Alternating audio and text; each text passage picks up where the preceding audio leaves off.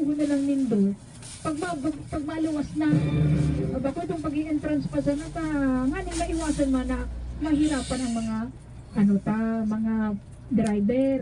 Lina Ringo ha. Good morning tabi Brigada Julie. Always naka-tune po kami dito sa Barangay Padang Legazpi. Oy maray na aga ha po si ka Bikers TV.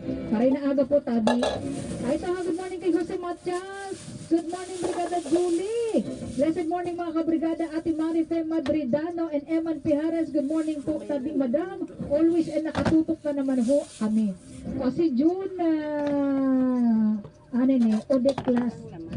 Always watching and nakatutok lagi Brigada Julie. Sana dahil ka makalingaw magbati. O makaulok sabi ni John Barcelon, duman kaya sa inda, daitig aatama ng buwaya sa gobyerno ninda. Kita digdi kadakon, imbis ibakal si mga armas. Para may pang-depensa ko kita, idali ka buwaya. Mga buwaya yan o. Isa-isa mga buwaya. Kung sino ka John? Kataga John, madamog ka nga ni John. Brigada Lisa, madam ba si John? Sa John yan, talaga, pastidyo ka.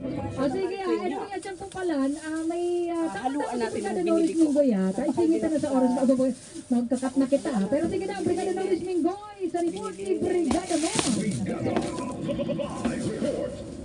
Yes, maraming salamat sa mga Brigada Julie. Ngayon ang pagkaaga, kakawalita ang alkalde ng Ciudad Delegacy si Alfredo Garbin Jr. Kung sa inyo aramdaman na kadapon na bago inibabayaan niya ang Ciudad Delegacy, may mga ginibo na siya mga pagbabago and kumaga lalong na itong Super Health Center and itong pag-put up man ng National University ng Ciudad Delegacy and after pa kaya na ining school supply na itatao sa mga elementary na umabot nila sa 25,000 sa public schools. Siguro pa lang si Mayor Alfredo Garbin Jr. Good morning po Mayor. Dahil po tayo sa Brigada Julie. Kasabay na po si Brigada Julie Rodriguez Jr.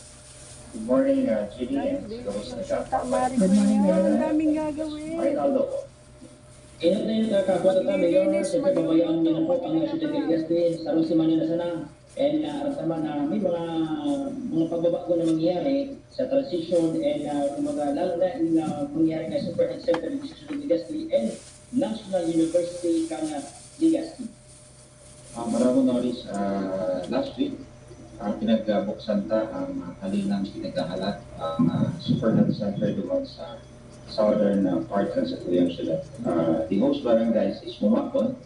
And as you know, itong Super Health Center, the purpose is gusto tayo irani ang servisyo medikal sa satuyang mga kabarangay. The 25,000 enrolled this school year and initabic subject of procurement and swerte si Mayor Lee siyang dahil sa iyong pagtukaw. First in Legazpi na makakapag-distribute kita yung mga school supplies. Marami sa kuya or na-chat sa kuya, ito para istorya sa kuya kan sa idang personal encounter naman sa vitamins na tinitake niya. Kasi si Brigada Julie, halos everyday man baga po ako, no? Halos everyday man ako nagkwento sa ito ka na personal experience ko. Kaya baga dakol din po ang nai-inspired. Yeah, sige po, Sir Benji Almarino, good morning. And kay Eden Daria, maray na aga. Si Chris Batalia, i-shoutout mo naman kami Brigada Julie sa Barrio Bakakay Albay deck para magbayad ng parking. Kaso po, delikado maray ang traffic sa pagsakat, mapagalalo na po sa manual na sasakyan. Mas okay na po sa entrance ang cashier, natatakwa ng time magsakat, so mga auto, bako mapagal sa driver. Yes. Yan, salamat tabi Ate Jinky. Kaya lang Ate Jinky, maski ang singilan ay sa second floor, magkukos pa din po siya ng traffic. Araw mo kung nata ka brigada, iba po ning left and right bones na may ma-exit. FM Legazpi, the music and news authority.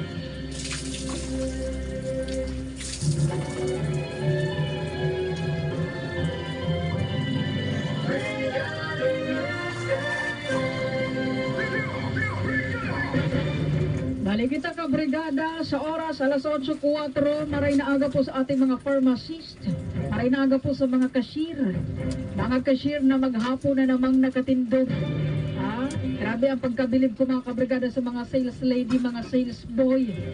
So kung kita mga kabrigada natatawanan kita ng pagkakataon na sa trabaho magtukaw-tukaw, ang mga sales boy, sales lady bawal magtukaw.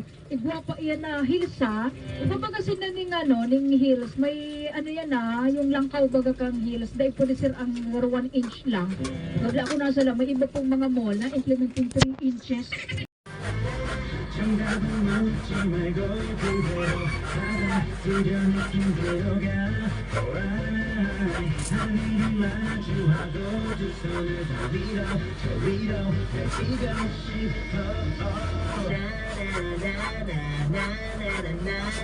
Wow, fantastic, baby.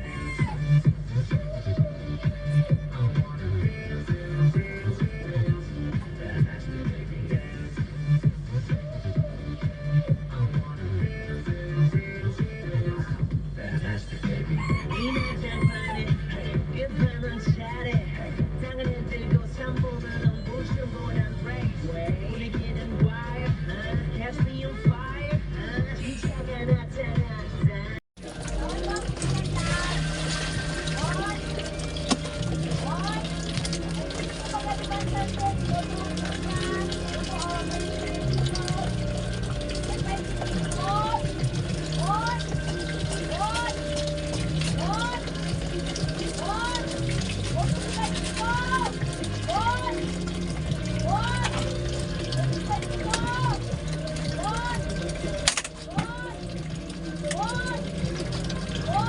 So yun nga, mga shota marikoy niya.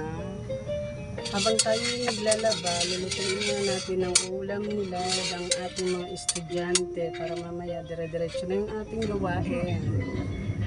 So ayan, painitin muna natin ang lana mantika. Lana sa Bicol, sa Tagalog mantika.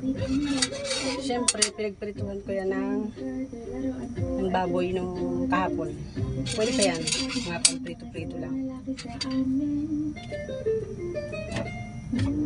Yan muna yung ulam natin 40 days. So,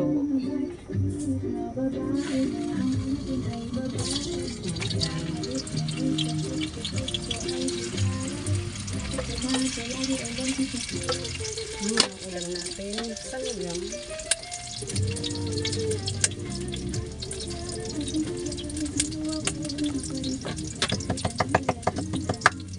Hirap pa sa ilang bulan.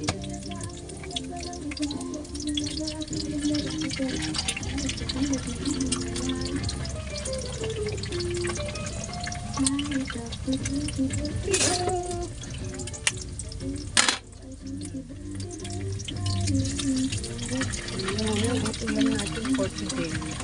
Lalagyan natin nito pang palasa. Yung nilalagay ko. Ay, marami.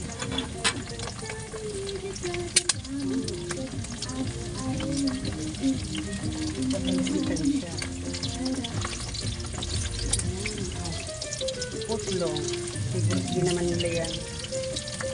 Ang dami kong piniling isda kagabi. Pinakain namin sa pusa. Naabot ng pusa. Yung isda na nabili namin kagabi. Sobra 1 kilo yun. My God. Kinain lang ng pusa.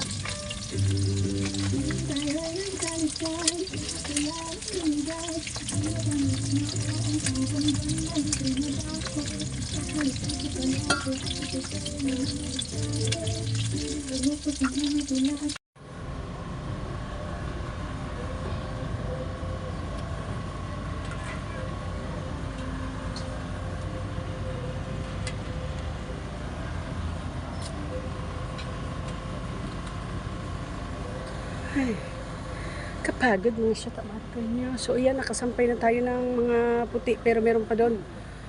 May puti pa, tas di color pa.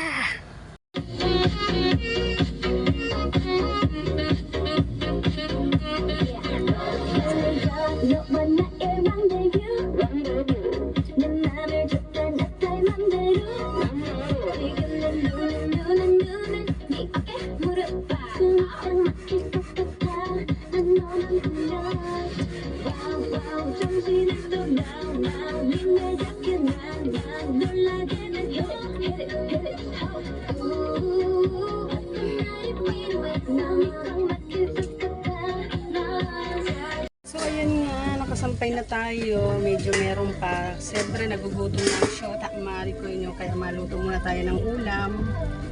Gulay for today. Ginisa-gisa ko na yan, nakakaano na mag-video-video. For shortcut na lang. So, ayan, ginisa ko na nga yan. Tapos, palambutin natin. Sabi ko na yung sardinas. Sardinas ang aking inahalo. Mga Shota Maricoy. Trip ko siya. Siyempre, lalagyan natin ng gata to. Mamaya na natin nalagay.